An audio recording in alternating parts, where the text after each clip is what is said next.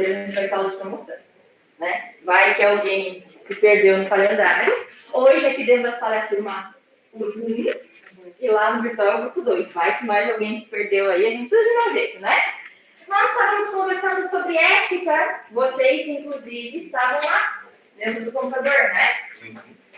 E aí eu conversei sobre essas questões com vocês, do que é essa ética, do porquê essa ética é importante, vocês lembram disso? Pessoal do virtual também lembra? Sim. Vocês estavam aqui comigo. E vocês eu tenho certeza que não dormiram. Para ter uma relação, um bom convívio. Exatamente. Nós precisamos desse bichinho aqui, a ética, para conseguir ter um bom convívio social, né? Para aprender a viver em comunidade. Alguns ainda estão aprendendo, mas a gente vai chegar lá, tá? E eu comentei com vocês, isso aqui na verdade é um pensamento do professor Mário Sérgio Cortella, dos valores da ética, quero, posso e devo. Então sempre lembre da ética como quero, posso e devo. Por quê? Porque nem tudo que eu quero eu posso, nem tudo que eu posso eu devo, e nem tudo que eu devo eu quero. A ética, por mais incrível que pareça, não foi feita para nos agradar. Ela foi feita para permitir a paz social, o bem coletivo. Okay? Então, ela é uma tentativa de que a gente consiga conviver em sociedade. E aí, obviamente, ela é formada pela opinião de uma maioria. Professora, mas não é bem assim, de uma maioria. Talvez não uma maioria em número, mas talvez a maioria que tenha poder. Né?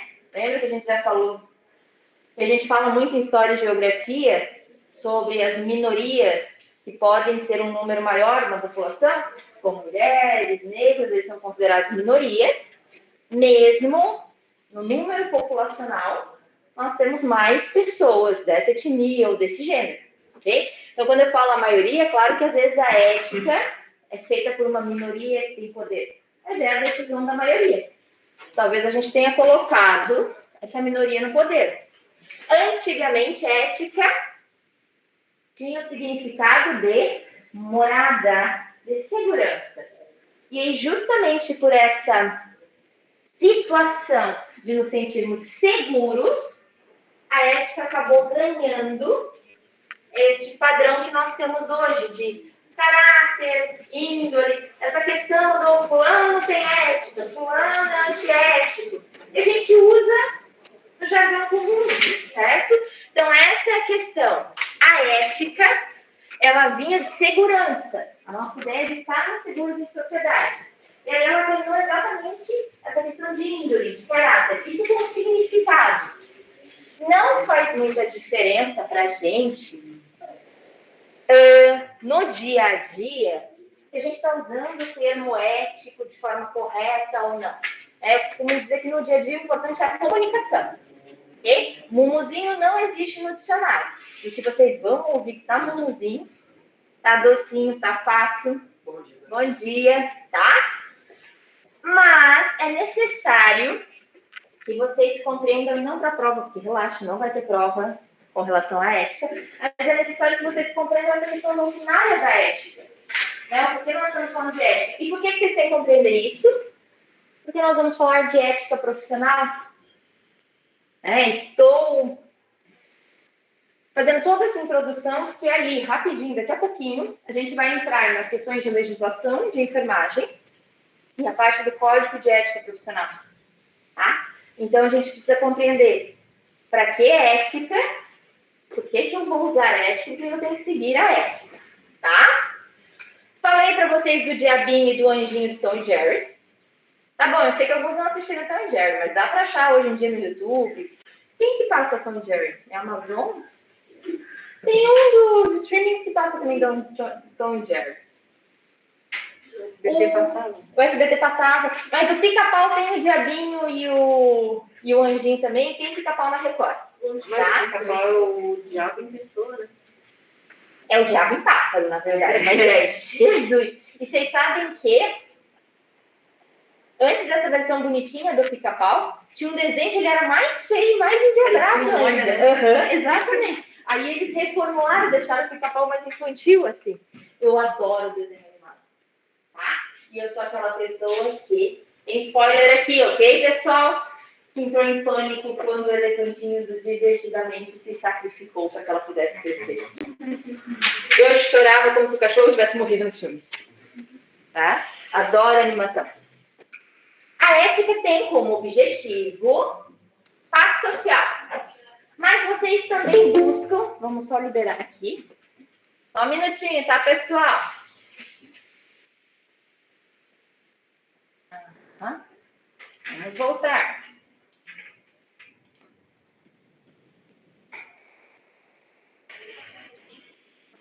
Mas, obviamente, vocês buscam paz interior para vocês também. Então, vocês têm que fazer esse sistema de balança. Aquilo que eu busco pela paz social. Afinal de contas, todo mundo aqui parece querer viver em sociedade, não é? Vocês escolheram isso, certo? A professora a gente não escolheu. Aqui são todos adultos, todos escolheram ter internet, água encanada, luz e poder comer chocolate. Ok? Então, quem escolhe isso... O último é o melhor, né? Oi, desculpa, repete. O chocolate é o melhor. Exato, mas chocolate é industrializado. Então, nós queremos viver em sociedade para obter chocolate. Não, é sério. Muitas pessoas falam, mas eu não aceitei viver em sociedade. Está usando o WhatsApp, está vivendo em sociedade. Né? Esses benefícios que a vida em sociedade nos traz. Às vezes o WhatsApp é um malefício, mas aí vai da paz interior de cada um. Okay? Mas a gente tem que fazer esse contraponto mesmo. O que eu quero para mim, mas sem afetar a paz social que nós buscamos para viver em sociedade. Digamos que a paz interior para um não é a mesma paz interior para o outro. Digamos que o professor, a paz interior, a professora come chocolate, não é um exemplo. Sim. Para mim já não é. Né? Eu acho que assim, essa paz interior vai o indivíduo mesmo vai achar ela para si, né? Exatamente. Vai construir ela para si. E essa paz interior, a menos que ela afete os outros, sim, ela não faz diferença pra gente. Né? Então, a minha questão de preferir chocolate, você, não sei o que você gosta para relaxar, sei lá, fazer um escalda-pé, sei lá, né? Aí, e as suas conquistas, o que você quer ver para daqui 20 anos, se, fica à vontade, se a gente não tiver nenhuma questão que gere problema para a paz social, né, que interfira na sociedade como um todo, não faz diferença. O que você planeja para daqui 20 anos? Se aposentar. Se aposentar. E quando você se aposentar, o que você quer fazer? Virar pescador. Virar pescador. Perfeito. Daqui 20 anos eu não tenho... Oi, diga. Você colocar como exemplo o que passa nos nossos lares, né? Se a gente não arruma a casa e se não pede para os filhos também arrumar suas coisas, se volve um caos, não é? Sim. A gente... bagunçado toda a casa, né? Se a gente não arruma e ensina a arrumar a outros também. Exatamente. Vocês têm que pensar a sociedade como a nossa casa. Bom, a sociedade é a nossa casa, o planeta é a nossa casa, né? A gente tem que pensar isso, as pessoas não costumam pensar. Mas a gente precisa ter essa sensação de casa arrumada também para a sociedade. E aí, como é muita gente, é mais ou menos que quando eu passava o Natal na casa da minha avó, estavam umas 30 pessoas juntas, entende? Se não tivessem regras bem específicas de como o negócio ia funcionar, não rolava, porque era muita gente para uma casa. Sociedade é a mesma coisa, é muita gente para a mesma coisa. Então, a gente cria essas regras. Mas o que eu estava falando da paz interior, eu não vou estar aposentada daqui a 20 anos. Mas quando eu estiver aposentada, por exemplo, eu quero um terreno no Quiriri para poder criar os cachorros mais soltos que eu já criei, entendeu? Eu e meu marido, a gente é doido por um lote no Quiriri. Uma hora a gente chega lá, entendeu? A gente quer um trailer também, que a gente adora viajar. Mas ainda não sobrou dinheiro para o trailer. A gente viaja de carro, tá? Adoro viajar de carro. Entende? Muita gente vai dizer assim, cruz credo, te encontro lá, eu pego o voo, vocês me encontram no aeroporto, né? Muita gente não gosta de pegar estrada, assim, eu não gosto de voar, né? A minha mãe diz, não, viver de um lado, viver do outro, viver na frente, viver de atrás, não tem coisa melhor que isso, né? 50 tons de verde. ok? Aí isso vai de cada um, de como as pessoas têm de percepção. Se a minha escolha e a escolha do Alessandro não interferirem na sociedade, não tiver um ato de corrupção, a gente não trouxer problemas para os outros, não faz diferença esses nossos planos para a paz interior. Ok? Diga. Eu gosto tanto de viajar que eu viajei do Acre até aqui. De carro? Bunda, eu nunca fiz do Acre. Mas eu adoro viajar de carro. Quantos dias deu? Eu acho que eu gastei 5 dias até aqui. Mas a minha meta não era aqui, né? Minha meta era em São Paulo. Só que daí meu marido ficou, né? Eu tive que passar 3 dias ficando por aqui. Boa! Mas é bom viajar de carro. Ele tem esse problema. Relaxa. A gente chega. Ele é sedutor. Não, a gente chega, cola aqui e nunca mais sai. Chega no manga, cola. É um prazer. Gente, eu adoro, meu filho, eu voltei. A cidade gruda a gente. É um negócio que quem é de fora não entende o que gosta. Tá? Aí eu também comentei, pessoal do online tá aí comigo, né? Sim. Ótimo. Sim. Também comentou. Oi, pode falar. Eu volto novamente ao exemplo do lar, né? Porque eu acho que o lar é uma pequena sociedade, né? Então, quando você falava de a paz interior, né? O pessoal, eu acho que, novamente, eu encontro paz quando minha casa está arrumada, né? E quando ensino a outros a fazer o correto, né? A arrumar suas próprias coisas. Então, eu acho que tem muita similitude ou tem semelhança a paz interior com a paz social, né? Exato. Deixa eu fazer uma pergunta, não só para você, mas para toda a turma. Pensando como profissional da enfermagem, tá? Vocês ainda não conhecem as técnicas, ok. Mas o que vocês acham que traria paz interior para vocês como profissionais da enfermagem? Salvar uma vida, né? Salvar uma vida. Nossa, a pessoa... Desculpa, o seu nome? Daiane. A Daiane. A Daiane respondeu assim, se o pessoal do virtual não ouviu. Salvar uma vida? Dá alta ao paciente. Ser gentil. Dar alta ao paciente, ser gentil, tá? Acho que nem sempre dar alta ao paciente é uma coisa boa. Porque nem sempre... Não, nem sempre as pessoas saem curadas. Então, tipo, tu fica ali pensando, puxa, mas ela vai voltar pra casa. Às vezes o estado chega, entra no hospital com uma lesão, uma dor, aí descobre que tu tá com câncer e vai embora com aquele pensamento. E tu fica pensativo, poxa, tão novo. Eu acho que, tipo, tem esse lado, eu entendi o lado que ele quis dizer, mas tem esse lado também que te corta a atenção. Sim. Desculpa, a gente não consegue ver quem levantou a mãozinha. Pode falar. Eu falaria de uma atenção de qualidade, né? Uma Para atenção mim seria uma satisfação. Uma atenção de qualidade, ela talvez supra um pouco essa sensação da Grace Kelly de não tem nada para ser feito. Talvez. É uma assistência só que se for um SUS da vida, que não pode, não vai poder ajudar, né? Que tem que pagar um tratamento específico. Aí a pessoa vai embora, já, tipo, desanimada, né? Triste, tipo, pensando, vou morrer, né? Conta os dias, semanas, porque às vezes quando descobre, tipo, um câncer terminal, e quando descobre já tá praticamente no caixão, né? Uhum. Então ele volta para casa, vai contar para a família e vai dizer, tipo, não tem como tratar, porque nem sempre dá. Eu entendo esse ponto de vista. Vocês viram? Eu sou muito negativa. Sim. A gente vai trabalhar isso. Vocês viram como, mesmo a nossa paz interior no trabalho, ela pode ser diferente? Essa nossa interpretação com relação ao nosso sentimento do trabalho, tá?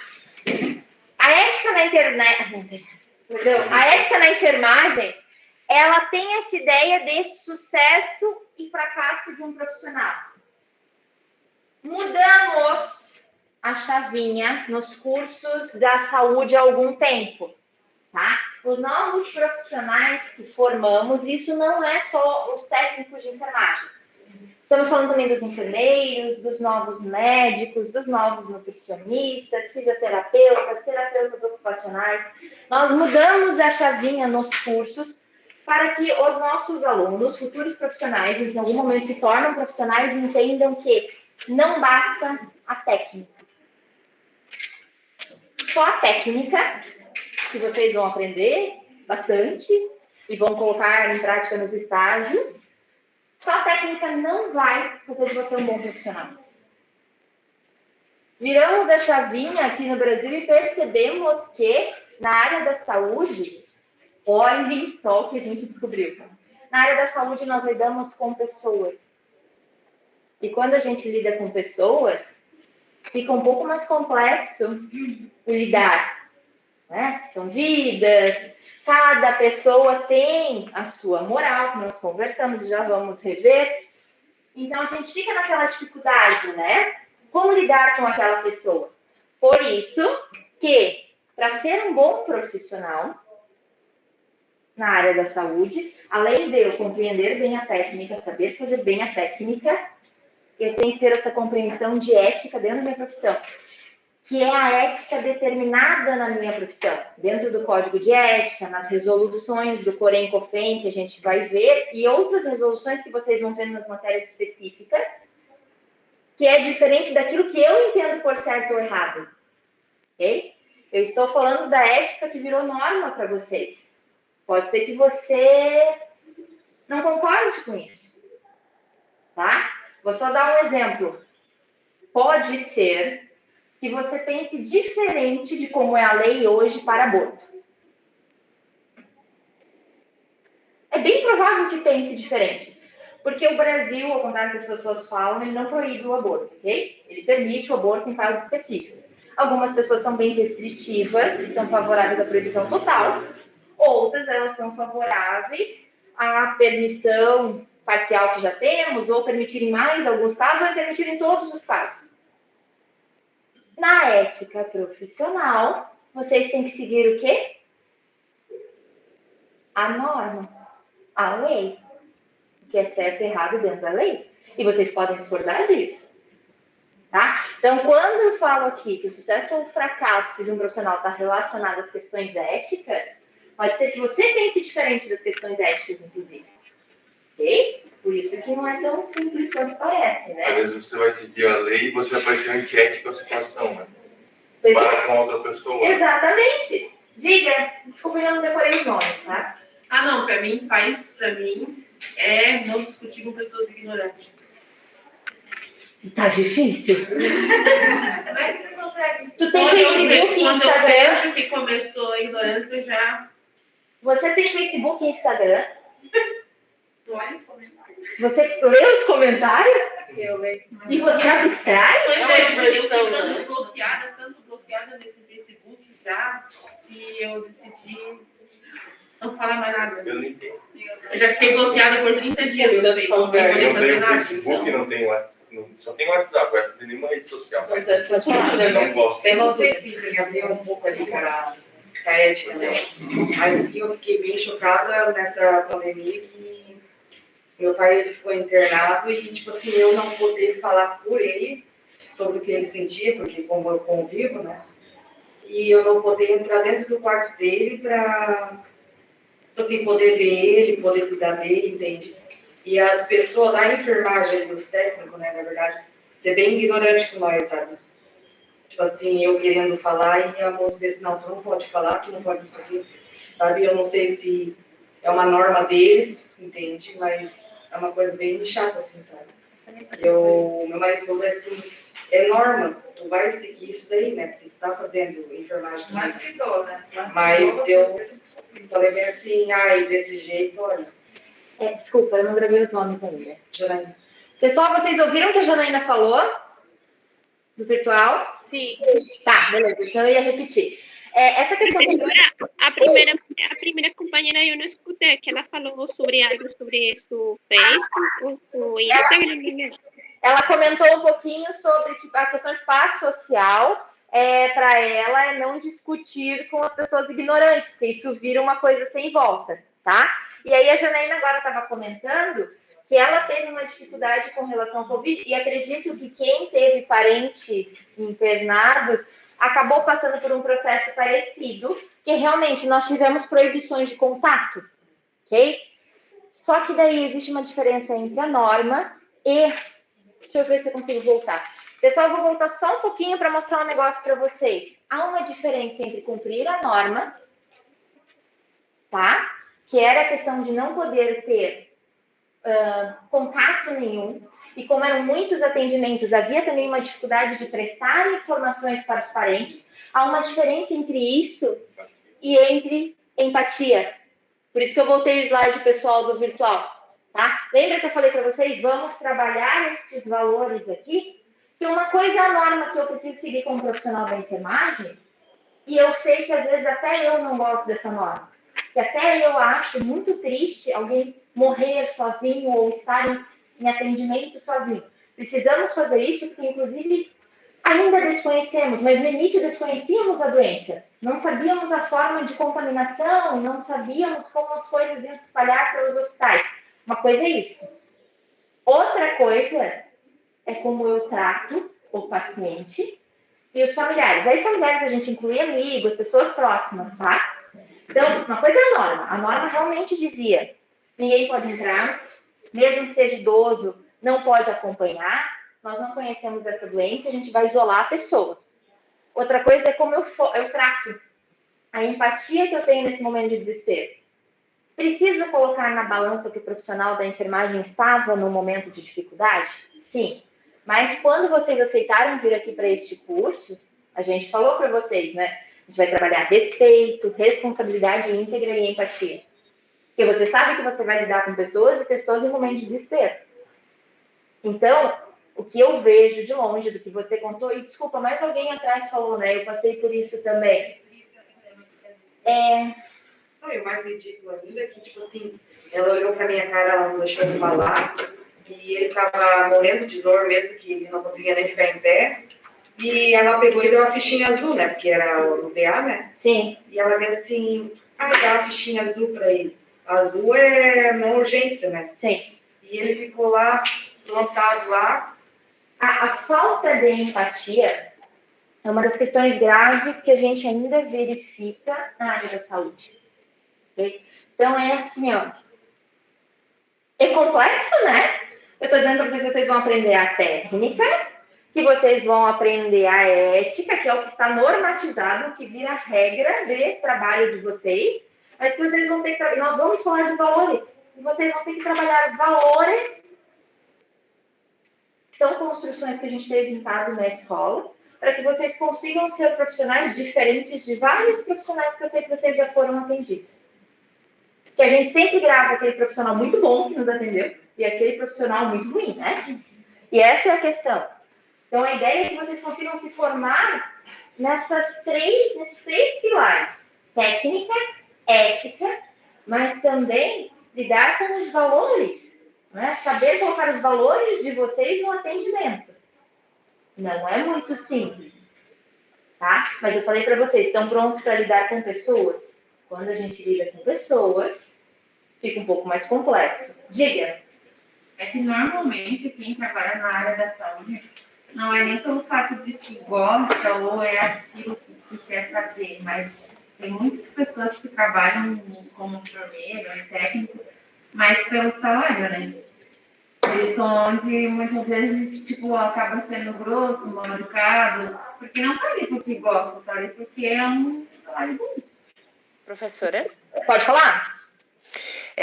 Agora eu vou dar assim, pelo que eu pude entender mais ou menos ali dessa explicação, a ética ela anda sempre de mão dada com a empatia. Se você não tiver empatia, você não vai conseguir seguir 100% a ética, pelo que eu pude entender. E assim, com relação aos atendimentos, eu vou dar um depoimento com relação ao que eu vejo, porque eu sempre estou trabalhando sempre diretamente ali com o pessoal da enfermagem. Sim. Então, assim, ele é um trabalho difícil, com certeza ele é um trabalho difícil, porque o paciente está passando por dificuldades e ele não precisa, e na realidade ele não quer saber Se você tem problema em casa, se o teu familiar está doente ou o que aconteceu, entendeu? Você brigou em casa, tem alguém muito acamado lá, está passando mal e eles não querem saber, porque ele já tem o problema dele. E às vezes esse profissional, ele precisa trabalhar em 2 empregos para poder conquistar alguma coisa. Não é só a questão assim, todo mundo pensa, porque o salário é bom, o salário é bom. A gente tem que trabalhar com a realidade de que o técnico de enfermagem, ele não tem um piso. Então, assim, tem gente ganhando R$1.000 e ele precisa trabalhar, 24 horas, como eu vejo acontecer num final de semana. Às vezes, faz um plantão de 12 horas em um hospital, sai daquele hospital, vai para um pronto atendimento, ele trabalha mais 12 horas e fica... e se precisar, por exemplo, um dia de folga, vai ter que fazer troca, aí chega a fazer 36 horas... E por questão de necessidade, entendeu? Isso aí a gente tem que estar muito consciente a partir do momento em que a gente aceita fazer esse curso. Porque às vezes a gente vai estar trabalhando num lugar onde a gente recebe pouco e a gente vai ter que fazer uma carga horária de 24, 36 horas para poder conseguir conquistar alguma coisa que a gente quer. E isso aí a gente só vai saber a partir do momento em que a gente começar a viver. E aí entra aquela questão de empatia. E é profissão por amor, viu?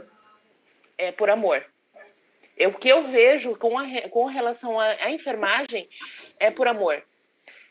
Por exemplo, eu vou dar um exemplo de uma técnica que ela precisou ir no batizado da neta dela. Ela tem que fazer troca de 3 dias. Então, assim, ela teve um período de 6 horas para descansar e ela estava fazendo 36 horas.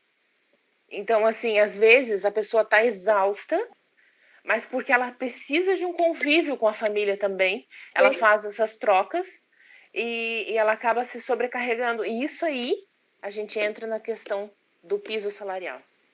Que é a tentativa, né? Próxima aula a gente até vai falar já da parte de Forenco-Fender, a gente vai falar do projeto de lei, que tem as questões envolvendo um piso salarial e uma carga horária máxima, né? O reconhecimento disso para que vocês tenham uma vida mais saudável, essa é a questão, né?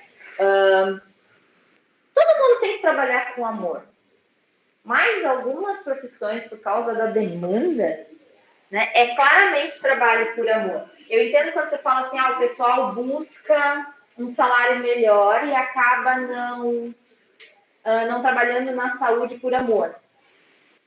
A realidade do Brasil não é a realidade da região de Joinville, tá? Com relação a salários para técnicos e enfermeiros. O salário do técnico de enfermagem em geral, no Brasil, é baixo. É bem baixo. Alguns lugares eles recebem um salário mínimo. O que é completamente absurdo, um salário mínimo para quem tem curso técnico. Não faz sentido. Né? Mas nós passamos... Diga, pode falar. Mesmo porque está lidando com um ser humano, né? Não é uma função de você ir lá numa empresa, executar o que foi dado. Você está lidando com emoções, você está lidando com um ser humano, cuidado ao próximo e etc, né? Uhum. É uma via de mão dupla, né? Sim. E é assim, ó. Professor, pode falar, desculpa. Pode falar. O Matheus acho que está uns 15 minutos com a mão levantada aí. Tinha que descer a ordem da mãozinha. É que eu não vejo a mãozinha, por isso que eu combinei com vocês que a gente não ia usar a mãozinha. Vocês têm prioridade de fala e daí vocês vão falando para a professora. Porque a mãozinha não aparece para gente aqui. Tá. Vai lá, Matheus. Vai lá, Matheus. Essa é a pergunta. Vou pegar um cafezinho. Para quem está no virtual, a gente não consegue ver a mãozinha levantando aqui, tá? Porque eu compartilho tela também para a turma. Então, aí não aparece. Toda vez que for para falar, vocês me chamam e vocês têm prioridade, tá bom? Se o Matheus esqueceu, eu sou o próximo. Vai lá. Bom, professora. Sim. Nós estávamos falando sobre a questão da ética ali, né? Até a nossa colega ali falou sobre andar de mão dadas com a empatia, né? Mas também a gente tem que tomar bastante cuidado, né, com os excessos, né? Que nem o excesso de empatia, né? A gente pode acabar entrando num estado de emoção, né? E isso pode ser prejudicial, porque se a gente age muito com emoção, a gente foge da razão, foge dos procedimentos, né? Então, para tudo tem que ter um equilíbrio, certo? Tudo tem que ter um equilíbrio. Eu comentei sobre a alta ali, né? Realmente, claro, ela nos satisfaz, aí nós temos um ponto de vista de cada um, né? Mas se for dentro da norma, daquele momento ali, não, o paciente tem os sinais vitais estáveis, ele não corre o risco de realmente voltar a acontecer aquilo que ele entrou para dentro do hospital, ele vai ser liberado.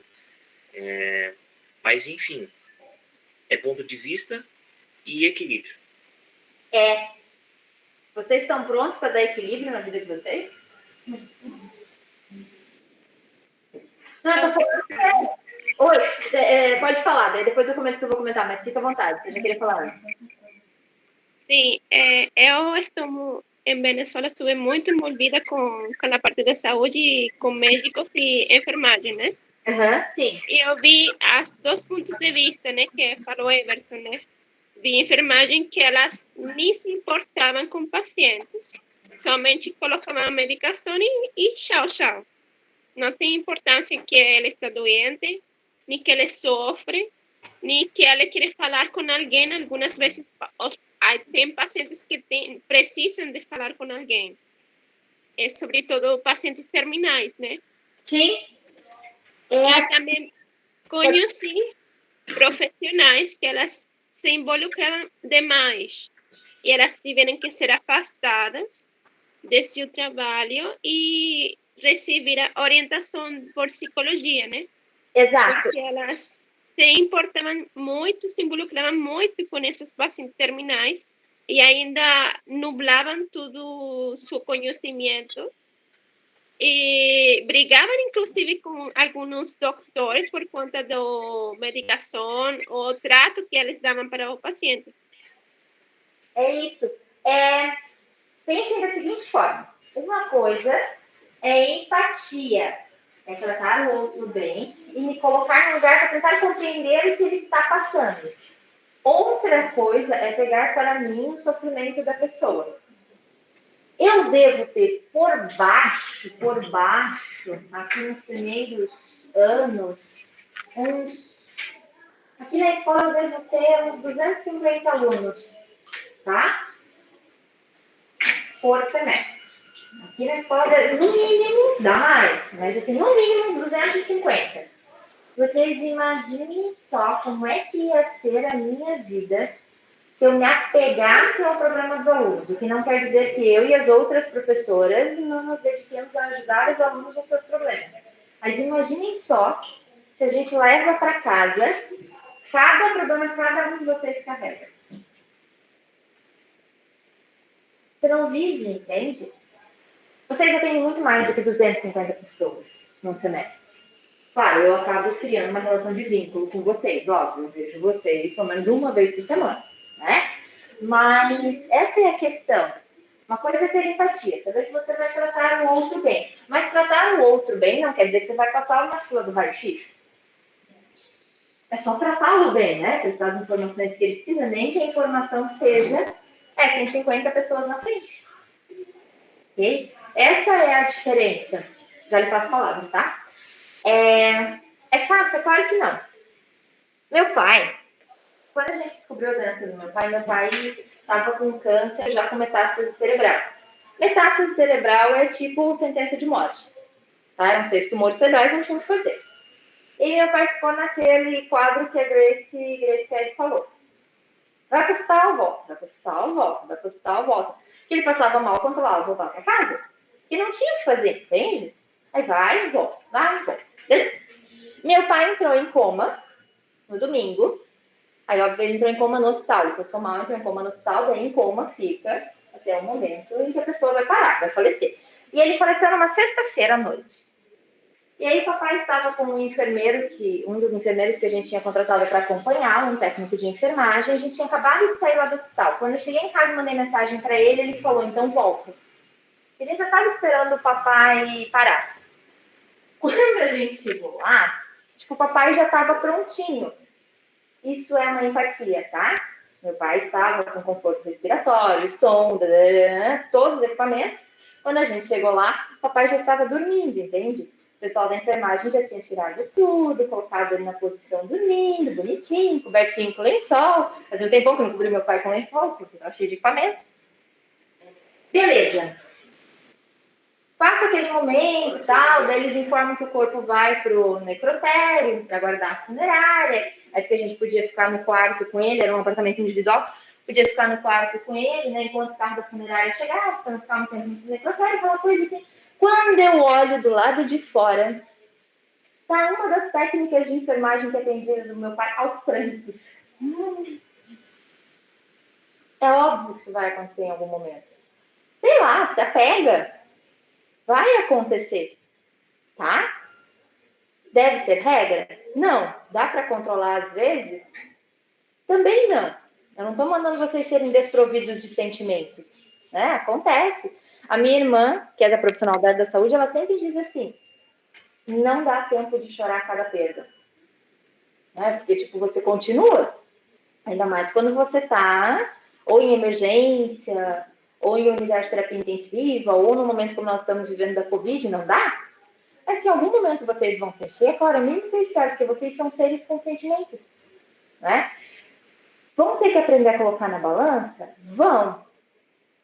É indicado que acompanhem com um profissional, com um psicólogo? Claro que é. Todo mundo deveria fazer acompanhamento com um profissional. É possível? A gente sabe que nem todos terão condições, nem todos os planos de saúde oferecem, mas é uma boa perspectiva porque elimina um pouco a carga que a gente carrega. E a carga de incompetência, perdão, tá, pessoal? Não é incompetência, pessoal do virtual, mas a sensação de incompetência que alguns vão ter por não terem feito mais por impossibilidade. Impossibilidade do sistema, impossibilidade por estar no meio de uma pandemia, impossibilidade porque o outro socorro chegou tarde, impossibilidade por um erro de um outro profissional. Tem essa sensação, né? Então é bom trabalhar com os seus sentimentos. Vai acontecer? Vai. O que eu trago aqui para vocês e que outras professoras vão conversar com vocês é que vai ter que tentar separar essas questões. Tratar com empatia é uma coisa, colocar todos os seus sentimentos e transformar todos os pacientes em seus familiares é outra completamente diferente, né? E aí vocês vão... Não tem jeito, aí vocês vão ter que lidar com os sentimentos de vocês, né? Para não ficar aquela coisa... Professora? Diga. E tem aquele caso em que em algum momento você vai correr o risco, posso colocar assim, de atender o filho de um amigo, atender o próprio amigo, atender o familiar de um conhecido próximo, como eu já vi acontecer, entendeu? E às vezes você vai fazer de tudo e você não vai conseguir salvar. Então, assim, isso aí é uma coisa que pode impactar. Você não tem como você escolher, esse paciente aí eu não vou atender. Então, assim, você tá ali e você tem que prestar o auxílio, né? Isso vai acontecer, né? Ainda mais porque Joinville é o seguinte, Joinville só aparenta ter quase 700 mil habitantes, tá? Na verdade, Joinville é um ovo e todo mundo se conhece. Vocês vão perceber isso no hospital. Todo mundo é parente de alguém, amigo de alguém, não sei o que acontece nessa cidade. Nossa cidade do estado, você tem essa situação, todo mundo se conhece. Diga, você tá com a mão levantada faz um tempão. É que em 2013, mais ou menos, eu trabalhei na Unimed. Uhum. Só que eu trabalhava na COP, eu era copeira, na área das pessoas que tinham câncer. E foi bem um momento assim, da minha vida que eu estava de separação e estava muito conturbada a minha vida, assim, sabe? Eu ia trabalhar empurrando. E daí eu lembro que chegou uma paciente, Luciana, o nome dela, ela tinha câncer no estômago, né? Então, ela não comia, assim, nada, nada. O desespero da mãe, assim, da família era muito grande. E como quem trabalha na Copa tem uma dieta restrita para os pacientes, né? Que eles só podem comer aquilo e tal, não podem comer outra coisa. E eles reclamavam, falavam, daí eu tentei, assim, fazer o máximo possível para poder ajudar, mesmo passando pelo que eu estava passando. Eu digo assim, se fosse outra coisa, se fosse outra pessoa, entendeu? Eu tô com problema, eles tratam, não. Mas aí eu fui lá, bati as frutas, congelava para ela poder ficar chupando, como se fosse picolé, porque eu não podia ingerir nada e tal. Fiz tudo que eu podia fazer. Mesmo assim, ela chegou a falecer e tal, né? Mas eu tentei fazer o máximo. E daí, nessa época, minha filha estava de aniversário, 4 anos. A mãe dela deu a festa inteira. ela se gostou tanto do atendimento, com a família, com elas, assim. Ela deu a festa tipo inteira, desde os presentes, tudo. Sabe, assim, eu não fiz isso por nada, não. Sim, ela me deu, entendeu? Uhum. Completa, assim, o aniversário, a festa, o bolo, foi assim, bem legal, sabe? Mas o que eu pude fazer, assim, pra ela, eu fiz, né? Eu não sei de onde que as meninas da Copa, na época que o meu pai estava internado, tiraram tanta banana e tanto abacaxi. E elas descobriram que ele só tomava vitamina de banana e comia abacaxi. Gente, elas traziam o almoço, o jantar, não sei o quê, a vitamina de banana e abacaxi cortado. Aí não sei o que, apareceu uma vitamina de banana e abacaxi cortado. E aí, porque elas descobriram que era o que ele só comia naquela época. Eu falei, gente, como é que elas conseguiram isso? Não, já beirava, claro, mas é assim, é que a dieta é restrita, né? Então, mas é porque faz essas coisas, né? Tem essas coisas. Eu não vou nem contar para vocês que o médico liberou para ter uns chocolates, que meu pai comia chocolate lá. Aí tinha chocolate no hospital, sabe? Aí era legal porque o pessoal da enfermagem passava lá para comer um chocolatinho de madrugada, para dar um up na vida. Então foi liberado lá para pessoas que não podiam comer, que estavam ali na fase terminal, até Coca-Cola. Para pacientes terminais, os médicos liberam. E aí a gente pode fazer coisa. Mas aí tem que ter a liberação, inclusive você poder entrar, mas eles liberam. Pode, né? Como você viu que foi tipo, vem cá. O meu não ia conseguir fugir, mas pode falar. Quem chamou no virtual? Eu, Priscila. Então, eu já comentei na outra aula que eu tive as duas experiências bem interessantes e foi pelo SUS, né? Não foi no particular. Meu pai, em 7 dias, ele veio a óbito no regional, mas eles fizeram de tudo. E lá foi onde que eu falei sobre a enfermeira que deixou a carreira de professora de inglês para ser enfermeira, né? Uhum. E realmente ela acertou porque uma pessoa super humana. Agora, experiência que a gente pode ter, e se alguém quiser ter experiência que nunca teve, eu acho que como a professora já passou por isso, pela questão da ala de câncer, né? As meninas ali o pessoal em si que trabalha na área de câncer ali do São José, assim, eles são fenomenal, assim, sabe? A parte humana, a parte de dedicação, o jeito que eles tratam as pessoas que estão fazendo tratamento, mesmo sabendo aquelas que vão, igual a minha mãe estava em estágio terminal, porque na realidade o médico tinha dado um prazo de 4 meses e realmente foram 4 meses, porque a metástase do câncer de pele foi para o cérebro, né? Uhum. E aí se alastrou, então não tinha muito o que fazer. E aí, assim, ali a gente conhece pessoas ricas, novas, velhas, de todos os tipos de idade, e você vê que o tratamento dos profissionais em si são, assim, ó, extraordinário. Eu acho que parece, assim, a impressão que eu tenho é que, né, a gente sabe que quem trabalha por amor não vai trabalhar na área do câncer. Quem trabalha pelo dinheiro não vai trabalhar na área do câncer, né? Porque a gente vê as experiências que eu tive no pronto-socorro, nos plantão noturno, foi péssimo, em vista do que eu vejo na questão ali da ala de câncer, assim, sabe? Seja de dia, seja de noite, ali não tinha um horário. Ali parece que os profissionais estavam sendo selecionados justamente pela empatia, assim, sabe? Foi extraordinário, assim, não tenho o que falar. Alguém aqui, ou do virtual, já pensou em trabalhar com oncologia? Eu. Não manter na oncologia. Aqui na sala temos 3. Quantos aí no virtual? Temos um eu. Quem foi o eu? No virtual. Marina. Eu. Beleza. Oncologia pediátrica. Não. Eu estudava para fazer medicina para ser oncologista pediátrica. É difícil oncologia pediátrica, tá? Eu acho que... Diga. Assim, a questão para mim, eu gosto muito dessa área do pronto-socorro, né? É uma área, assim, que eu quero muito, assim, é a área do pronto-socorro e eu quero me especializar na instrumentadora cirúrgica, né? Então, a ala infantil, para mim, só se for na mesa de cirurgia.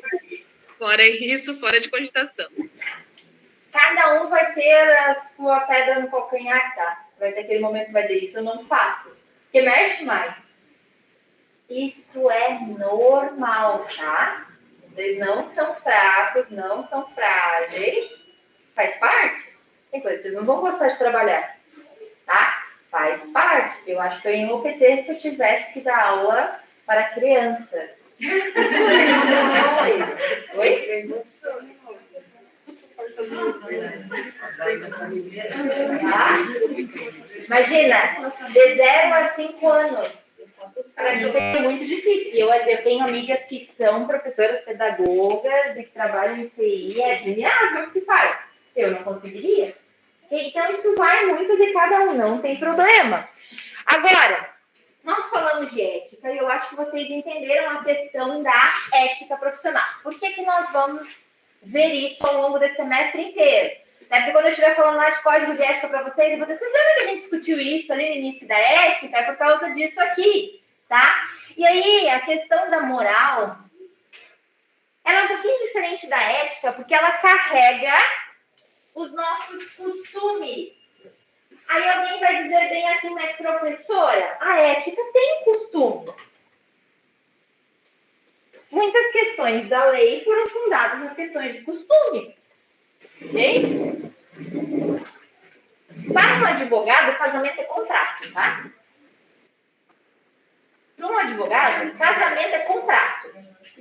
É uma sociedade, ok? Não tem essa questão de formação de família, nem nada disso, isso é sentimento. O ato civil, aquilo que se faz, fazendo uma certidão de casamento ou um contrato de união estável, é uma sociedade. Seja para acumular bens ou dívidas. Tá? Está montando uma sociedade com aquela pessoa. A questão familiar em si, a questão de ter filhos, de querer passar o resto da vida ou não, ela é uma questão sentimental que, teoricamente, não deveria estar na questão ética. Só que a gente sabe que não é bem assim. Tanto não é bem assim que a gente tem direito de família com milhares de regras para tentar resolver os problemas que aquela família não consegue resolver. Essa é a questão. A moral, obviamente, ela influencia nessa prática. Ok? Não é só a ética, é também os nossos costumes, as nossas questões morais. Há pouco tempo atrás, pelo menos para a história, mas vocês devem ter tido um parente mais velho que passou por isso. Não podia divorciar. Era proibido. A lei não permitia que você divorciasse e casasse de novo. Por quê? Oi? Costume. Que diferença fazia para o Estado se eu casasse uma vez na vida ou 3 vezes na vida? Se eu continuasse pagando meus impostos, cuidando dos meus filhos... Nenhum, certo? Eu, pessoalmente, moralmente, eu não sei separar também. Ah, beleza? Eu não concordo, eu digo assim, tirando a morte e a traição, você passa no mínimo disso. Pois é, mas a traição daí já é um porém que você coloca. Tirando essas duas questões, separação não existe. Tá. Para mim, né? Pois é. Eu não separo. Você deixaria de ser atendido por um médico divorciado? Não. Isso é uma coisa sua, ok? Você tem esse pensamento de família, organização da sua família, provavelmente você passa isso para os seus filhos, ok? Mas... Lá na Inglaterra, eles têm preconceito com quem é divorciado. Sim, em muitos lugares. Tá? É uma questão... Se for uma palavra, a pessoa que se divorcia, não é... Antes não podia, lá na Inglaterra. Mas, assim, depois de várias discussões sobre isso, aí foi aceito, só que a população, todo mundo, sabe que elas se divorciam e elas saem da Inglaterra para outras cidades próximas pelo fato de ficar mal vistas, né? Ou até, por emprego, elas não conseguem emprego. Rainha Elizabeth só é rainha porque o tio dela se casou com uma divorciada e precisou deixar a Grã-Bretanha. A irmã dela quase também, por causa que ela também queria casar com... Exatamente. Assim, é claro, a gente está falando de bastante tempo, até porque a Rainha Elizabeth está fazendo 250 anos no poder. Mas o que eu estou querendo dizer para vocês é assim, isso é só costume, não faz diferença nenhuma para o Estado. É claro que, já passo a palavra para o virtual, tá? É claro que para alguns faz diferença. Alguns têm esse pensamento, casamento é para sempre. Mas para o Estado isso não pode fazer diferença. Se a pessoa está pagando os impostos, cuidando dos filhos, separou, dividiu os bens, para mim não tem problema nenhum, certo? O Estado deveria pensar assim. Mas não foi assim por muito tempo. Tá? Por quê? Porque a moral interferiu na questão de ética. Quem queria falar aí no virtual? Eu. Também. Pode falar.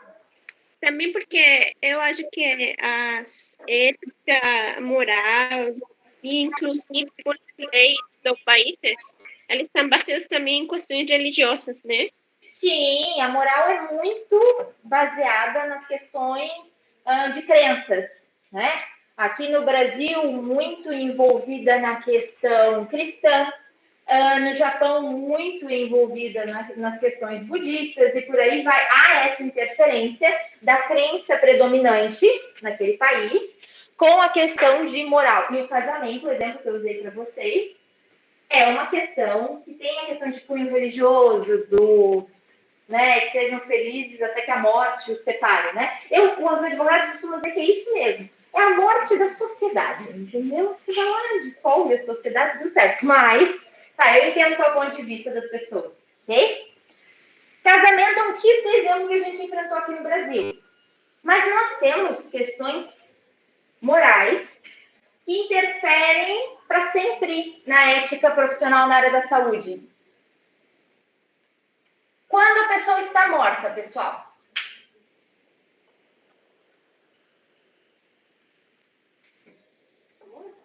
Sim. Quando não tem sinais vitais. Tem os sinais vitais. Tem que fazer uma certidãozinha também. Não, sim, precisa de documento. Boa. Mas é assim, ó. Ausência dos sinais vitais e ausência de sinais cerebrais. Tá? No Brasil, a gente considera a morte também, a morte encefálica, até para poder fazer os transplantes. Então, tá facinho descobrir o que é morto, né? Aquele que não tem os sinais vitais básicos e aquele que, por exames específicos, foi declarada morte encefálica. Show! O que é vida? Ao contrário, porque tem sinais vitais e... Tá. Dentro do útero é vida? E antes? E antes do feto ter a formação cerebral? Sim. E um embrião fora do útero? Vocês sabem que existem embriões fora do útero, né? Existem tratamentos. É vida? Se aquele embrião continuar ali, ele vai se desenvolver? Para ser vida, não precisa se desenvolver? Dependente. Depende muito do jeito que você aprende, entendeu? Eu tenho embrião congelado. Perfeito. Eu tenho embrião congelado também. As questões de vida dependem muito da forma que a gente vê. É isso aí, essa é a resposta. Não existe um padrão para o que é vida.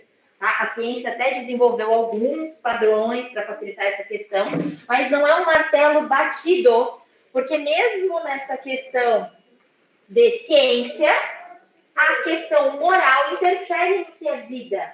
Nós temos essa dificuldade de dizer o que é vida, tá? Os cientistas, entre eles, divergem essa questão do que é vida. Mas, professora, por que isso é tão importante? Porque, primeiro, só o que é vivo morre. Eu só posso dizer que algo morreu se estava vivo. Então, um embrião que nunca foi implantado no útero, ele nunca vai morrer. Não é? Um embrião que não foi implantado no útero. Imagine só um embrião que foi manipulado no laboratório. Isso é bem comum para tratamento de fertilidade, ok? Aí juntou o material genético feminino, masculino, e formou um embrião. É uma técnica de fertilidade, inclusive, muito usada, tá? Oi? E bem cara. Bem cara, tá? Mas normalmente você forma lá um número X de embriões e vai implantando aos poucos, porque não se implanta mais 8 embriões numa mulher para não ter aquele caos que se tinha daquelas gestações com muitos bebês, tá? Então você vai implantando aos poucos para ver se ela consegue ou não gerar aqueles embriões. Normalmente, o que acontece? Você tem um número X de embriões que não vão ser usados. Porque a gestação já foi para frente, já deu certo, aquele casal não vai ter 10 filhos. Ele vai ter uma gestação gemelar, eles vão ter ali 1 ou 2 gestações e depois vão ter embriões ali, congeladinhos. Tá, a técnica não é exatamente congelamento, mas só para vocês entenderem, tá? Guardadinhos no laboratório. E o casal pagando uma pensão para poder ficar lá no laboratório, tá? Porque tem mais isso, você paga, custeia para ficar lá. Aí o casal decide, a gente já tem 2 filhos. Nós não queremos mais pagar o laboratório, porque nós conseguimos o que nós queríamos. O que são aqueles embriões e o que a gente faz com eles? É assassinato ou não? É assassinato ou não? Em algum momento, nós começamos a discutir isso. Porque embrião tem tudo para ser vida, né? Material genético masculino, feminino, faz a união, se implantar no útero é uma grande possibilidade de desenvolver. Há uma possibilidade, né? Mas mais, nós passamos a fazer este trabalho, nós como sociedade passamos a fazer esse trabalho no laboratório para permitir que casais com alguma doença genética tivessem filhos se não tivessem essa doença genética, como algumas das doenças degenerativas. E aí, quando eu formo os embriões, eu excluo aqueles que têm a propensão àquela doença genética. E aí, o que eu faço com esses embriões aqui, ó, que eu excluí? Porque eles têm essa... Isso é descarte? Tipo lixo hospitalar? Né? Que parte da gente vai para o lixo hospitalar, tá? Quando a gente passa por uma cirurgia, tipo, tira um rim, lixo hospitalar. Salvo se for para pesquisa, tá? Mas é lixo hospitalar. Ok? É isso. Placenta. Tá, eu sei que agora tem outras técnicas para placenta, mas em geral vai para o lixo hospitalar. Então, partes da gente vai para o lixo hospitalar. E esses embriões podiam ir para o lixo hospitalar? E mais, será que é justo apenas descartar embriões no lixo hospitalar? O Brasil ficou um tempão discutindo isso. Até que decidiu que embriões fora do útero Brasil, tá? Outros países têm outras posturas. Estamos sempre falando de Brasil. Decidiu-se que embriões fora da vida uterina, fora do útero, não tem nenhum tipo de preservação de vida. Ou seja, não é vida. Essa perspectiva de vida não é vida. Eles podem ser descartados, lixo hospitalar, ou eles podem ser doados. Doados para casais que não podem ter filhos, ou doados para estudos com células embrionárias, células tronco embrionárias, para tratamentos de tipo de câncer, para tratamentos experimentais, para que as pessoas retomem o movimento do corpo, ok? Só que alguns de vocês aqui, e não tem nada de errado nisso, tá? Quando eu falei para vocês, embrião é vida, mesmo que fora do útero, vocês me disseram, O Brasil discutiu, criou uma norma, uma lei, e essa lei foi para o STF dizer se era isso mesmo. E nós aqui no Brasil concordamos que o embrião não é vida. Essa perspectiva de vida não é vida. Então eu posso usar para pesquisas, eu posso usar para doar, se o embrião estiver perfeito, claro. Posso doar para um outro casal, apesar que as pessoas não costumam doar, porque eu sou material genético, as pessoas têm um apego ao material genético, ou descarte. Tá? Isso que eu falei para vocês, vai interferir na forma com que vocês pensam de vida? Provavelmente não. Mas se vocês vão atuar na área da saúde, vocês precisam seguir a legislação do país referente a isso. E alguns de vocês vão sim trabalhar em laboratórios. Alguns se encaminham para isso. Aqui em Joinville nós temos mais de uma clínica de fertilidade que trabalha com esse processo. Aqui no Hospital Dona Helena há uma clínica específica. Okay? Então há essa discussão de material sim. Tá? Outra discussão que o Brasil não chegou a uma conclusão. Aliás, a gente pouco discute isso como norma, tá? Se discute entre os médicos. Qualquer forma de antecipação de morte. Qualquer uma delas. A gente não permite nenhuma. A gente sequer discute isso no Congresso. Discute muito entre os médicos, entre os enfermeiros, tá? Mas por quê? Porque aqui no Brasil a gente é muito vinculado à vida. E aí a gente entende que a vida deve seguir o seu ciclo. Claro, se eu tenho a possibilidade de tentar tratar uma doença, de postergar, né, a morte daquela pessoa, beleza. Mas antecipar, há uma compreensão de que meio que a gente brincaria de Deus antecipando. Wilson, uma pergunta. E se a pessoa mesmo pede, eu quero morrer, não pode mais? Não pode. Ela mesmo falou, não, eu não quero. Não pode. Nada, não dá remédio pra mim, eu não Só no suicídio, mas... Tua única saída é dar um tiro na cabeça. Exato. Qualquer técnica de suicídio. Pro lado Miller. Mas a pessoa optar por não tomar medicamento, ela pode, né?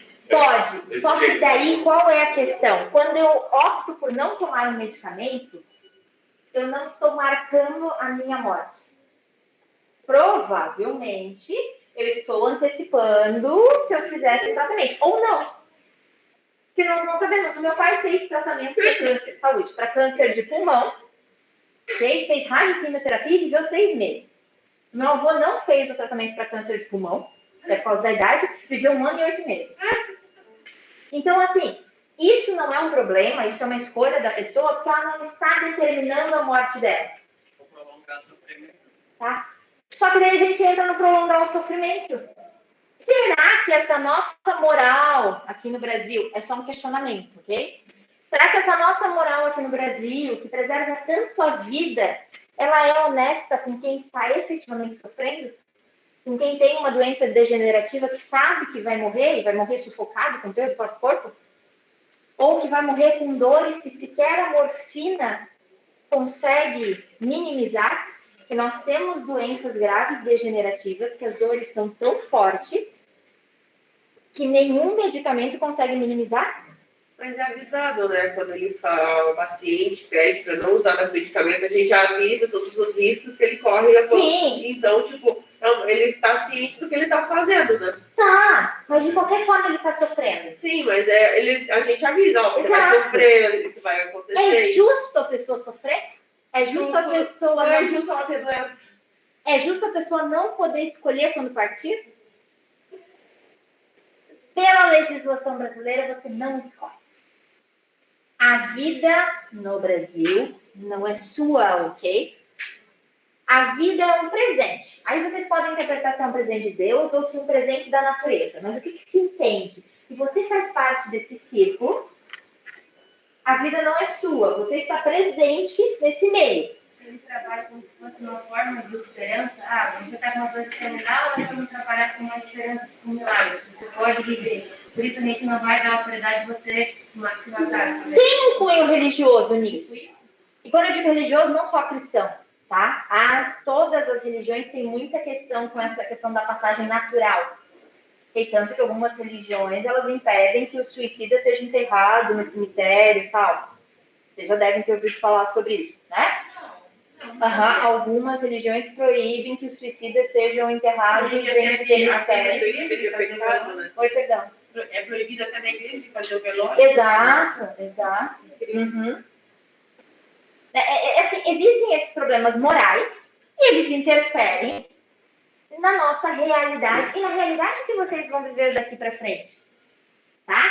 Em algum momento, principalmente quem for trabalhar com doentes terminais, né, vai passar por essa questão que a pessoa não aguenta mais. E ela pede o fim. E aí a gente sabe que o fim é apenas o fim do corpo, porque você não pode oferecer nada. Alguns países oferecem, e mais, alguns países já começaram a discutir formas de mortes assistidas para quando a pessoa não suporta as questões psíquicas dela. Não só físicas, não só dores físicas, mas sim psíquicas. Você não vai agendar um suicídio, né? E não é isso. Vai passar por uma equipe, todo um acompanhamento antes. Mas alguns países já estão discutindo isso. Aqui no Brasil, eu não posso desligar os aparelhos da UTI de uma pessoa em estado vegetativo que esteja na UTI. Se ela ficar ali 20 anos, ela vai ficar ali 20 anos. Tá? Porque a gente não aceita esse tipo de procedimento. Vida é vida. Talvez alguns de vocês discordem desse posicionamento brasileiro. Talvez alguns de vocês, ao longo da vida, a vida de profissional da área da saúde, mude a forma de ver pelo que os pacientes passaram, tá? Só que vocês vão ter que seguir o quê? A ética. E, por enquanto, a nossa norma diz que não pode. Quem sabe daqui 20 anos, a gente já cria uns poréns. Pode nesse caso, não pode nesse caso, só que, por enquanto, não pode. Diga, Grace. Tem outro lado, tem um lado negativo, que diz que, assim, ó, por um lado é bom, porque tem muitos filhos que abandonam os pais no asilo, né? Ninguém gosta, nenhum enfermeiro gosta de falar que é asilo, mas eu chamo de asilo. Lar de idosos. Asilo. Vai lá. E aí, quando ele tá, tipo, com uma certa idade, que tá já prejudicando alguma coisa, ou tá com uma doença grave, e tá lá sendo cuidado por outras pessoas, e vai pro hospital, e aí, já pensou se tivessem, eles são interessantes, né? Esses filhos aí, que, tipo, tem alguns, não tô falando de todos, mas a maioria que bota os pais lá e esquece, não vai nem para visitar, nem para saber se está bem, só deposita o dinheiro na conta da casa, né? Ainda, quando o pai está no hospital, ele vai lá no hospital e vê assim, tá, quanto tempo ele tem de vida? E aí o médico diz, depende, né? Depende de como é que ele vai reagir aos remédios.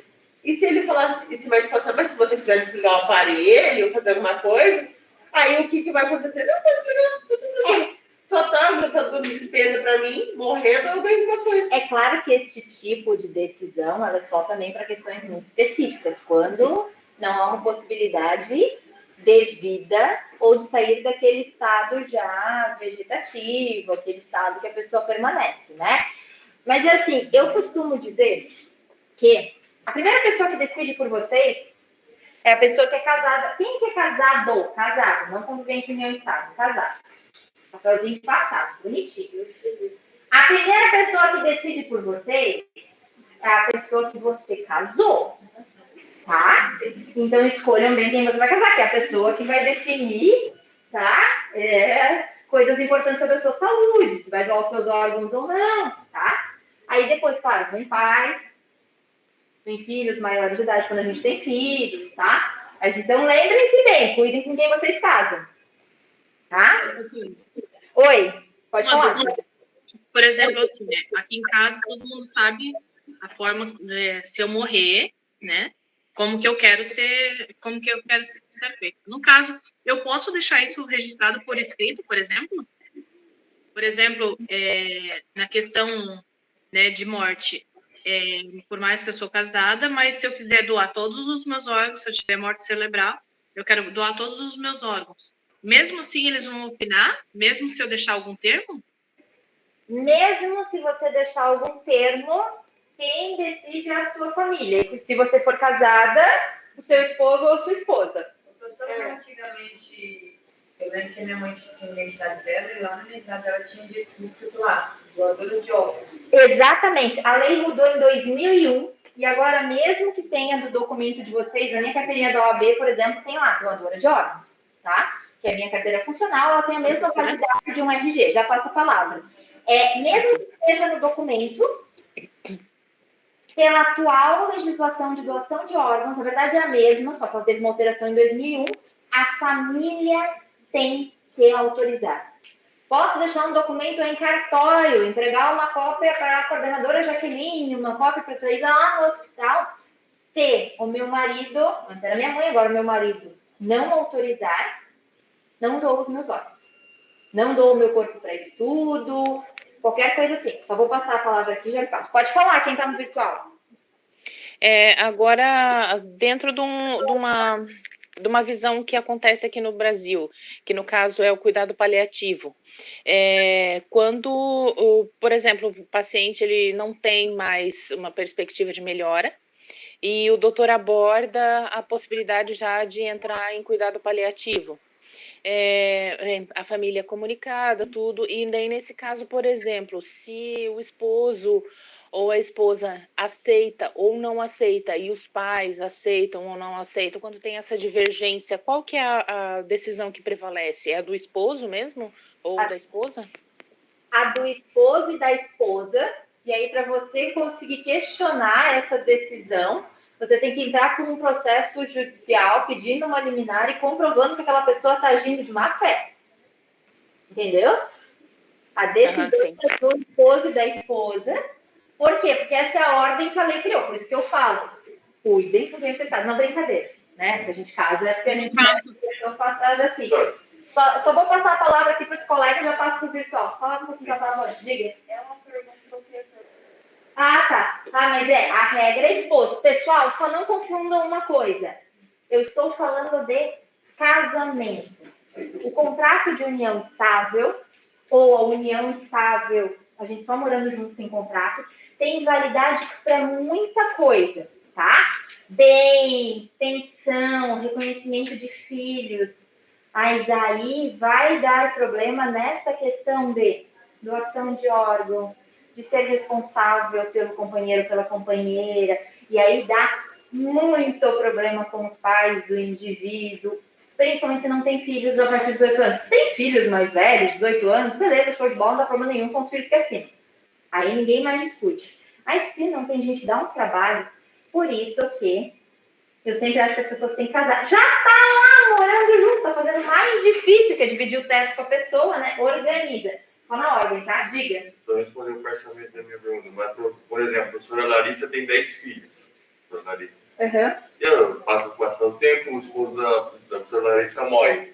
A professora tem essa questão de decisão da vida dela, do os órgãos. Tem 10 filhos. Cada um tem um pensamento. E agora? Não doa. Não doa. Por exemplo, 5 forem favoráveis e não doa. Tem uma votação, digamos. Não doa. É igual o medo de casa, se não aceitar... Exatamente. Aí o que acontece é que normalmente tem uma conversa entre a família, tem uma equipe multidisciplinar para isso, para doação de órgãos, uma equipe muito boa, né? E eles conversam, então aí normalmente há um processo de convencimento. E também decide quem está lá no momento. Tá? Vamos supor que tenha um filho que more em São Paulo, outro que more na Bahia, outro que more no Acre. Eles não precisam vir aqui para decidir. Eles não dão autorização mais para aquele filho que está ali no momento da morte? Assinar, né? Mas aí normalmente eles pegam daqueles que estão no contexto familiar mais próximo. Quando meu pai faleceu, estava eu e minha mãe só. Ele não queria doar. Que eu vi que ele podia doar, eu doei tudo dele. Meu Deus do céu, vai ficar estragando no caixão, tem mais é que doar, né? Diga, pode falar, já passa a palavra. Eu sou divorciada, meu ex-marido já vive com outra pessoa. E ano passado ele sofreu um acidente grave. E na hora do hospital, essa pessoa que vive com ele hoje não tinha autonomia para nada. Foi a nossa filha mais velha que teve que assinar o documento. É horrível. É uma situação assim... eu acho muito cruel, porque as pessoas já vivem juntos, mas é que você não tem essa comprovação, sabe? Aí, às vezes, a pessoa que vive junto, que sabe o que a outra pessoa quer, fica nessa dependência, e ainda bem que tinha filhos. Imagina ter que chamar um irmão, porque a mãe é muito idosa, ou a mãe já não é mais viva, ter que chamar um irmão para decidir porque é o irmão dele, porque, né? É uma situação muito complexa a questão da união estável. Por isso que eu acho que as pessoas deveriam organizar isso. Mas aí cada um cuida da sua vida, com bem entender a sua dica. Fica a dica, pessoal do virtual, dica de advogado. Foi de graça essa. De decisão do marido, né? É uma dúvida mais relacionada ao advogado. Porque antigamente existia a pessoa deixar um testamento para a família, como é que iria. Por que agora esse testamento não é válido mais? Tá. João, como é que era a questão? De decisão de marido decidir sobre o órgão, uma mulher que cresceu na minha família, né? A minha tia faleceu com daí um acidente, daqui eu presenciei que estava com ela. Daí o marido dela não deixou doar órgãos, e até a minha avó, no tempo já isso faz 3 anos, ela queria que a minha tia fosse enterrada na cidade natal da gente, né? E isso ele não deixou também. Por isso que casamento tem que ser um negócio muito bem acordado, de acordo, entendeu? As coisas têm que ser conversadas, tá? Já deixei tudo por escrito que meu marido deve fazer, inclusive a roupa que ele precisa colocar para quando eu for cremada. Se ele me enterrar, eu volto para puxar o pé, entendeu? Deixei tudo certinho, organizado, já para ele saber, seguro de vida pago, até para ele poder sustentar os cachorros, qualquer coisa. E já deixei tudo organizado. Mas por que eu pulei essa pergunta? Eu vou responder agora um pouquinho mais. No Brasil funciona da seguinte forma, tá? Conhecimento nunca é demais, vamos lá. Por lei, 50% de tudo que você tiver tem uma casa e um carro. 50% de tudo que você tiver vai para os seus herdeiros. Ok? Filhos, e se você for casado em separação total de bens, o seu esposo e a sua esposa. Ou se você tiver uma união estável, o seu companheiro ou a sua companheira. Tem direito, óbvio. Peraí, só um pouquinho. Aí o que acontece? Você deixou um testamento, tá? 50% do que você tinha ficou para os seus filhos e para o seu marido. Os outros 50% você deixou para sua afilhada. Isso é válido? É válido. Ok? Fiz um testamento.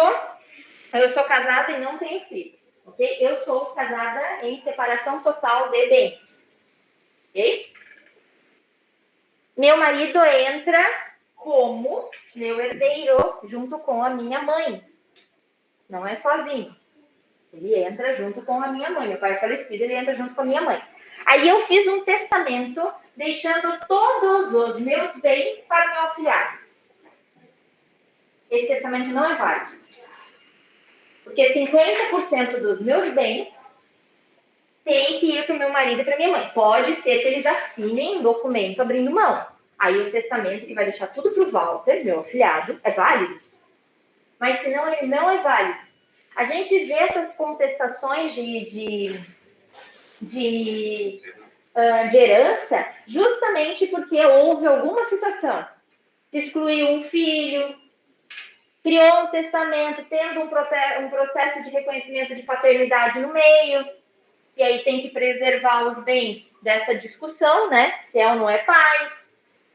O famoso caso do Gugu, que fica discutindo se a viúva, que era companheira mesmo.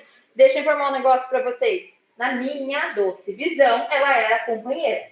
Fato se eles dormiam juntos ou não, eles tinham toda a questão de companheiros e metade dos bens, pelo menos do tempo que eles viviam juntos, ali, desde o nascimento do primeiro filho, deveria ser dela. Minha visão como advogada, ok? Aí se discute muito essa questão de herança por causa disso. Se respeitar o que é determinado para cada um, por lei, o resto que você pode abrir mão, pode doar para o próprio. Tá? Pode doar para a vizinha, é seu, você dispõe. Só que metade dos seus bens tem que preservar para aqueles que são os herdeiros. Não tem jeito. Eu vou passar na ordem, tá? Foi a outra? Sobre divisão assim, mas geralmente quando você tem bem, a gente fica 50% do marido, 50% da mulher, eu posso pegar o outro 25% dele? Como é que é? Você pode pegar o quê? Só repete. Posso pegar o quanto? Vamos supor que é patrimônio 100%, né? 50% é meu e 50% é dele. Tá, desses 50% são divididos com meus filhos. Tá. Se eu tenho um filho com ele, e ele é filho, ele tem 2 filhos, a parte da minha filha que é dele, vem pra mim ou não? Tá, entendi. Vocês dividiram uma casa, tá? Metade é sua. Metade é minha. Tá. Isso. Dele. A outra metade divide com os 3 filhos. Eu tenho 3. Então 3 Não. 2. A sua filha é dele. Isso. Tá. E ele tem mais 2 filhos. Mais um, são 2. Isso. No caso, se ele morreu, eu fico com 50%, mas os 25%. Não, os 25% são da sua filha. E os 25% filho dele. Filho dele. Então, só que é piscina. Não, você não fica. Não, mas não fica porque o que é do nosso filho é nosso. Não é. Não é. Mesmo criança pequena. A gente não responde. Só responde, mas não é seu? Não, assim, responde sim, né? Quando eu não quero responder, né? Na amiga dele, né? Só mas até a maior dele ficar de maior, eu só cuido daquele bem e a mãe da criança não tem direito a 25% dela, né? Claro que tem. Porque ela cuida da outra criança, óbvio. Não, 25 do filho dela tem. Sim. Sim, mas o 25 da minha filha ela Não tem. negar. Mas vocês não são donas desses 25%. Nem você do da sua filha, nem o... Tá? Porque a gente só cuida do bem das crianças, se não cuidar direito, perde a criança e perde o bem do Ministério Público. Vai lá, na ordem, diga. Tem um caso na minha família bem complicado. Tem uma filha da minha avó, sabe? E daí, ela acha que só ela tem direito dos bens da minha avó. Levou ela no cartório para passar para ela. E ela disse que é tudo dela. A sua escritura, é tudo no nome dela. Tem como isso? Claro que não. Tipo assim, se acontece de ela morrer. Então, vai todo mundo questionar, não vai ter direito a nada. Tem uma Problema resolvido. É só entrar no processo de questionar o inventário. O professor. Como ficar com ela, né? Tipo, não tem como esse Não. negócio de Não, passar não. um terreno que ela Mas ele já passa pro virtual, tá? É o seguinte. Se eu comprar a casa da minha mãe hoje, tá? A casa da minha mãe é o seguinte. 50% é dela. 17% é meu, 17% é da minha irmã e 16% é do meu irmão. Essa foi a divisão quando meu pai faleceu, né? Metade ficou para ela e o resto por lei. E aí, quando terminou o inventário, ficou assim. A casa está registrada assim. Aí, eu e meu marido, a gente decide comprar a casa da minha mãe, tá? Para eu poder comprar a casa da minha mãe, mesmo pagando para ela esse valor, tá? Além de eu pagar a parte dos meus irmãos, eles vão ter que assinar um documento específico dizendo que estão cientes que está sendo feita essa transferência de bens para que alguém seria um futuro herdeiro. Que é para justamente não ter o risco de ser uma fraude, entendeu? Do pai fingir uma venda e... Tá? Essa é a questão. Para eu comprar o apartamento que a minha mãe tem em Pissarras, fica só no nome dela, só dela. Para eu comprar aquele apartamento, mesmo pagando só para ela, os meus irmãos vão ter que assinar um documento que estão cientes disso, que eles aceitam, que não tem fraude aí. Que eu só estou comprando um bem dela e ela vai ficar com o dinheiro e beleza, é uma venda normal. E não tem como passar a escritura do terreno. Então, a professora comprou e daí foi lá e passou a escritura pro teu nome. Bom, se ela passou, isso também pode ser questionado como sendo uma fraude. Entende? Essa é a questão. Vai discutir isso no inventário daí. Mas é esse dinheiro que ela recebe, se comprou, pagou pra ela esse dinheiro, Então, tem que ter pago. Tem que ter pago, tá? Essa é a questão. E se ela, tipo, comprou e passou pra frente, ela pode se justificar nisso, né? Pode inclusive ser acusada de alguma fraude. Kiritiele, diga. Oi, prof, eu tenho uma dúvida. Já passo, tá, Marcele? Já passo para quem não tomou a vida. Diga. Por exemplo, a minha mãe separou, sabe? E ela não fez nada do meu pai. Ela acabou não saindo de mão vazia, assim, sabe? Uhum. E aí, tipo assim, eu tenho uma madrasta já faz uns 4 anos. E aí, só que ela não mora com meu pai. E eles não construíram nada juntos, entendeu? Tudo foi meu pai sozinho. E tudo que meu pai tem foi na época da minha mãe, entendeu? Uhum. Aí a minha madrasta, ela vai ter direito? Isso vai ser uma discussão, minha filha. Não, é sério, porque como não separaram como deveriam separar na época da separação, aí vai ter que discutir isso, se ela tem direito ou se não tem, se eles têm contrato de união estável ou não, tá? Vai longe. Não Entendeu? Responder sem fazer uma análise maior. Marcele, e aí eu vou passar a palavra para a gente continuar aqui. Tá? Vai lá. Eu queria saber se a pessoa, quando não é idosa, mas ela é, tipo... que nem meu pai, tipo, é aposentado por deficiência física, por invalidez, né? Tá. E a minha madrasta abandonou ele agora, tipo, agora que ele tá doente. Mas ele não é idoso. Isso é abandono de incapaz?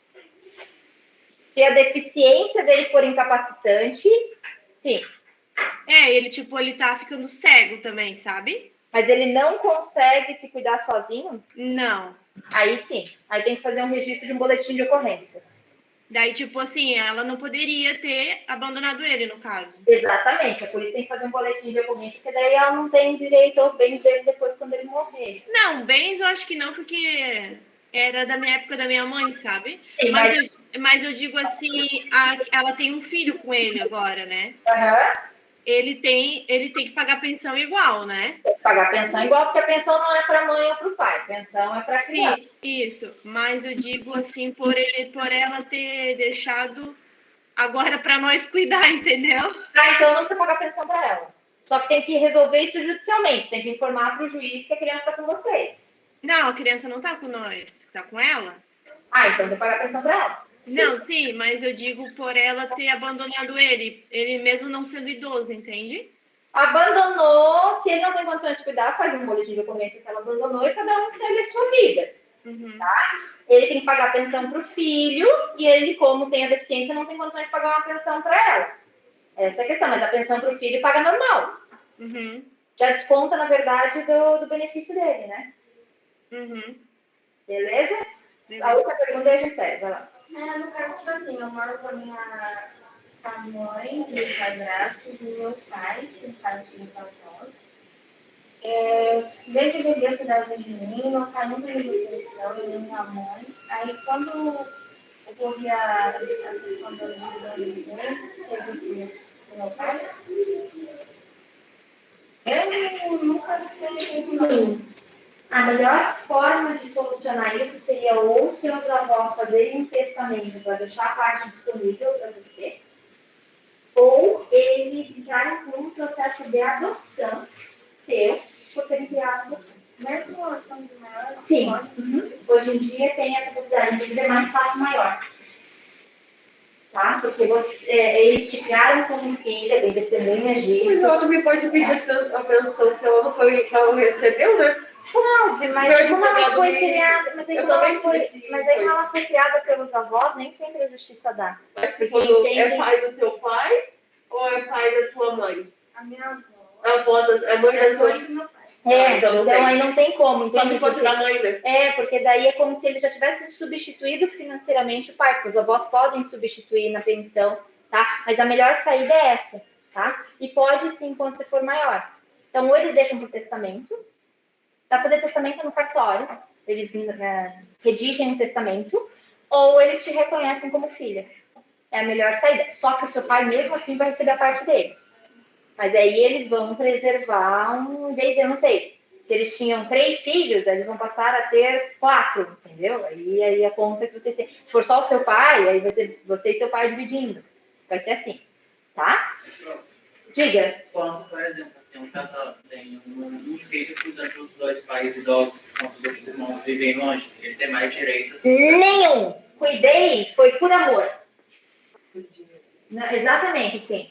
Tá? O fato do filho ter cuidado, o fato do filho ser responsável, o fato do filho pagar o plano de saúde, não importa. A divisão de bens, ela é igual. A mesma coisa são netos criados pela mão do mesmo jeito que os filhos, não, aí só se for, como eu falei para ela, ou adotados ou com reconhecimento em testamento. Tá? Então, são as questões. Então, vejam só, por que eu deixei longe a questão moral aqui? Vocês viram como a moral interfere no nosso dia a dia? Com todas essas discussões que nós tivemos foram mais moral do que de legislação. Mas será que a fulana não tem mais direito? Mas ele cuidou. Mas é justo a companheira do meu ex-marido não poder assinar os documentos? Eles estão juntos. Tipo, eu sei disso, eu tô vendo ela que eles têm uma família. É justo não assinar os documentos? Nós entendemos em sociedade. Professora, deixa eu perguntar uma coisinha que eu anotei para o pai do. Diga. No meu caso, né? Eu sempre tive essa dúvida e eu nunca tive a oportunidade. Eu tô quase 3 anos com meu marido, sabe? Só que a mulher dele é falecida já. Já vai fazer 3 anos também, porque eu logo me ajudei com ele assim. Sim. E no inventário da casa tá a filha dele e ele. Então, no caso, eu não tenho direito a nada. Não, aquilo que é de herança não comunica. Tipo assim, como eu moro com ele. Não. Agora, por exemplo, ele vendeu esse imóvel depois, tá? Vendeu. A filha dele ficou com a parte, e aí esse dinheiro ele usou para vocês comprarem um outro imóvel. Aí já comunica. Daí vocês compraram um imóvel com esforço dos dois, da onde veio aquele dinheiro não importa. Mas aí mesmo assim ela vai ter direito. Sim. Tá? Lembrem-se, pessoal, existe uma questão importante. Isso também é uma questão moral que a gente tem que vencer. Carreguem isso para a vida de vocês que eu já retorno para a aula. pensa em família no Brasil, nós estamos tentando adicionar direitos, tá? Só que a gente vive hoje muitas famílias múltiplas. Filho de um, mais filho do outro, mais o nosso filho, mais o sobrinho que a gente cria, mais... Quanto mais vocês ajustarem isso legalmente, guarda oficial de um sobrinho, compra de imóvel, colocar a porcentagem de cada um no contrato, tá? Facilita na hora de separar e de morte.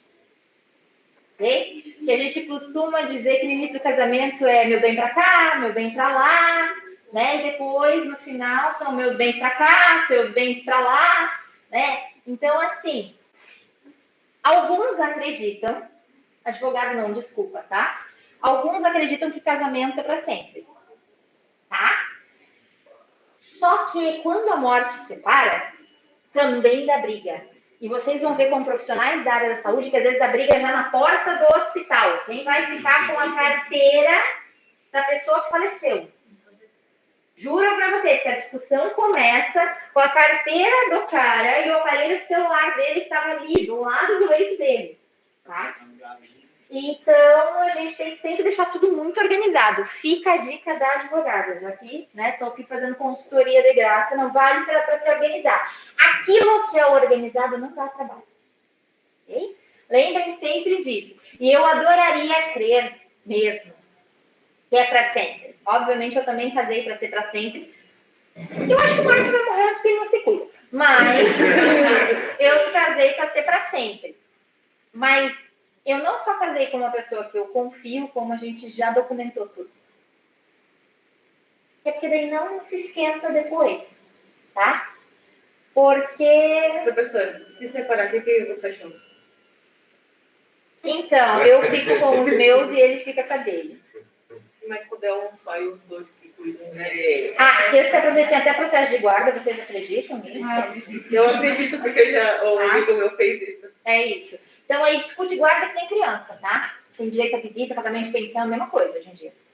Pagamento até do veterinário, né? Veterinário, exatamente. Pagamento de pensão, para cuidar, é isso mesmo, tá? Então, tudo discute-se hoje em dia. Tá? E que no nosso caso, a gente já fez esse acordo. Isso daí é verdade. A minha avó, parte de mãe, meu avô padrasto, ele tem 4 ou 5 filhos, filhos dele nunca foram presentes na vida dele, e ele tem uma casa lá no Maranhão que não é lá aquelas coisas, mas é dele, né? Ele teve uma AVC, ele faleceu, a minha avó estava internando ele, estava no velório, eles foram lá, os filhos dele apareceram, e deu uma briga lá, que falou, minha avó, essa casa é minha, não sair agora daqui. Nós se deu um corrido do coisa ali. Então, lembrem-se, toda vez que envolve dinheiro, dá problema, mesmo sendo família.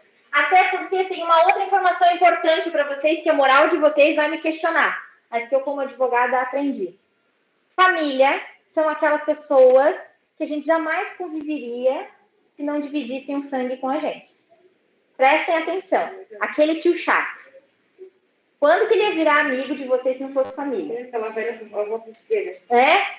Façam esse exercício. É só por uma construção moral do que é família.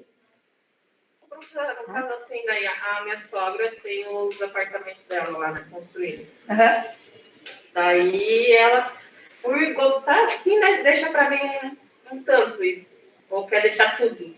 Tudo não pode, mas sei. 50% ela pode. Mas eu acho ridículo isso, tipo assim, que nem eu cuido do meu marido, assim, porque eu peguei ele desde o começo que ele perdeu a mulher dele. Tipo, eu passei, a maioria do tempo, assim, com ele. O pior momento com ele. E a filha dele, até hoje, assim, nem lembro dele. Parece que não existe pai, porque ele só tem uma filha, né? E aí a gente cuida, e, tipo assim, a gente convive. Uma coisa tão boa, né? E, tipo assim, aí depois ela pegar e chegar assim, se caso ele morrer, e falar assim, não, sai daqui que é tudo meu. Não, sabe? Eu entendo o que você quer dizer, mas você tá com seu marido por sentimento. Sim. Mas assim, eu acho incrível uma coisa que ela já queria tudo dela, né? Mesmo ele. E assim, metade é dela? Ele paga aluguel pra ela? Não. Pois é, deveria estar pagando aluguel, metade é dela.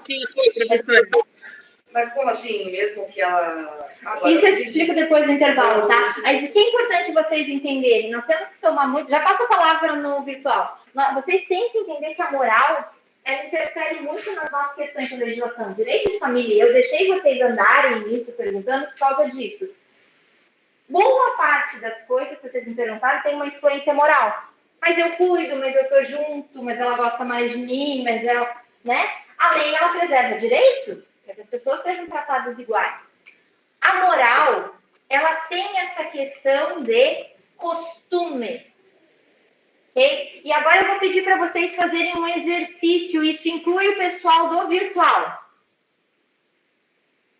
E o caçulinha aqui? Vocês já sabem quem é o caçula aqui da turma? O mais novo? Tá online. Tá. Ela tá online? Sou eu. Natasha, quantos anos você tem mesmo? Eu já perguntei, né? 18. Na verdade. Verdade. Tá. Tem mais alguém aí com 18 anos? Tem, né? Eu. O Leonardo. Leonardo, beleza. Então, vocês vão fazer só parte do exercício comigo, tá bom? Mas façam esse exercício comigo, ó.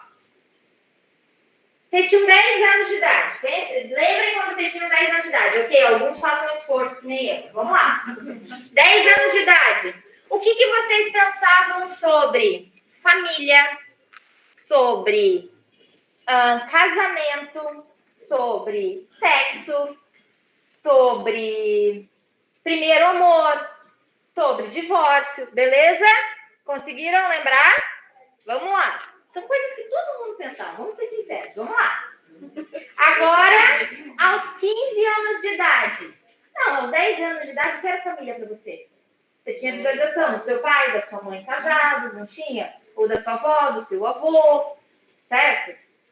Tinha aquela questão de você beber ou não. Aqui em Santa Catarina, se usa, não sei se usam nos outros lugares, é boca virgem, né? Então, tinham essas questões. Vamos fazer esse exercício. Aos 15 anos de idade, é igual ou diferente dos 10 anos de idade? É diferente. A gente dá um baita pulo dos 10 para os 15 anos. Aí, nós já temos uma mudança moral. E vocês? Tem algumas coisas que vocês, aos 10 anos, nem pensavam ou pensavam que era de um jeito, e descobrem que é de outro? Agora, vamos lá. Leonardo e Natasha, parem no que vocês pensam hoje, tá? Que vocês têm 18, ok? Mudou um pouquinho dos 15 anos para cá, não mudou? Sim, mudou muito. Pois é. Aí agora eu vou abandonar vocês dois, tá? Pessoal, quem fez já 20 anos? Aos 20 já não estava diferente dos 15? Não. Agora, eu vou abandonando alguns pelo caminho. Quem já passou dos 25? Não mudou? Quem chegou nos 30 que nem eu? A gente já não pensa um troço completamente diferente? Sim!